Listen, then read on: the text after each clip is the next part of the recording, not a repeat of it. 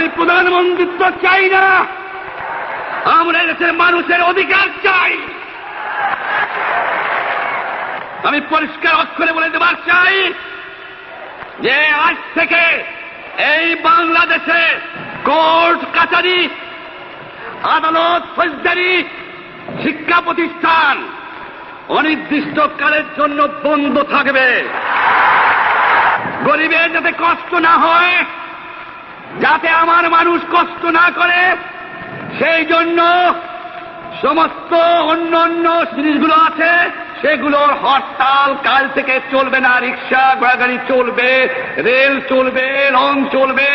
শুধু secretariat, supreme court, high court, জজ court, semi government দপ্তরগুলো ওয়াবদা, কোনো কিছু চলবে না।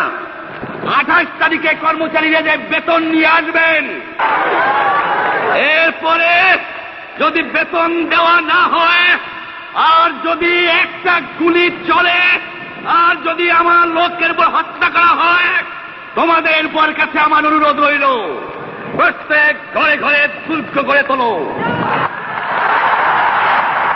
তোমাদের যা কিছু আছে তাই নিয়ে শত্রুর মোকাবেলা করতে হবে এবং জীবনের স্তরে রাস্তাঘাট যা যা আছে সব কিছু আমি যদি হুকুম দেবার নাও পারি, তোমরা বন্ধ করে দেবে। আমরা ভাতে মারব, আমরা পানিতে মারব। তোমরা আমার ভাই, তোমরা বাড়াকে থাকো, কেউ তোমাদের কিছু বলবে না, কিন্তু আর আমার বুকের পর গুলি চালাবার চেষ্টা করো না। 7 কোটি মানুষকে চাপা রাখতে পারবো না। আমরা যখন মরতে শিখেছি তখন কেউ আমাদের দমাতে পারবে না।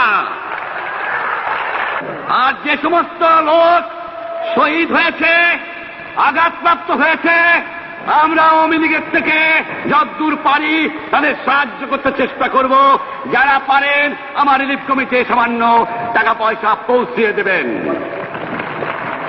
আর এই 7 দিন হরতালে যে সমস্ত শ্রমিক ভাইরা যোগদান করেছেন, প্রত্যেকটা শিল্পের মালিক তাদের বেতন পৌঁছায় দেবেন। সরকারি কর্মচারীদের বলি, আমি যা বলি তা মানতে হবে। যে পর্যন্ত আমার এই দেশের মুক্তি না হবে, খাজনা ট্যাক্স বন্ধ করে দেওয়া হলো, কেউ দেবে না। শোনেন, মনে রাখবেন, শত্রু বাহিনী ঢুকেছে, নিজেদের মধ্যে আত্মকলহ সৃষ্টি করবে, লুটতরাজ করবে। এই বাংলায় হিন্দু, মুসলমান, বাঙালি, নন বাঙালি যারা আছে তারা আমাদের ভাই। তাদের রক্ষার দায়িত্ব আপনাদের উপরে, আমাদের জন্য বদনাম না হয়। মনে রাখবেন, রেডিও টেলিভিশনের কর্মচারীরা যদি রেডিওতে আমাদের কথা না শোনে, তাহলে কোন বাঙালি রেডিও স্টেশনে যাবেন না। যদি টেলিভিশন আমাদের নিউজ না দেয়, কোন বাঙালি টেলিভিশনে যাবেন না।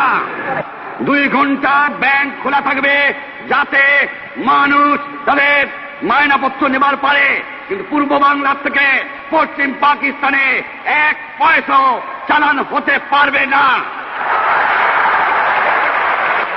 টেলিফোন, টেলিগ্রাম আমাদের এই পূর্ব বাংলায় চলবে এবং বিদেশের সঙ্গে নিউজ পাঠালে আপনারা চালাবেন। কিন্তু যদি এই দেশের মানুষকে খতম করার চেষ্টা করা হয়, বাঙালিরা বুঝে শুনে কাজ করবেন। প্রত্যেক গ্রামে, প্রত্যেক মহল্লায় আওয়ামী লীগের নেতৃত্বে সংগ্রাম পরিষদ গড়ে তোলো এবং তোমাদের যা কিছু আছে তাই নিয়ে প্রস্তুত থাকো। মনে রাখবা, রক্ত যখন দিয়েছি, রক্ত আরো দেব। এই দেশের মানুষকে মুক্ত করে ছাড়বো ইনশাআল্লাহ।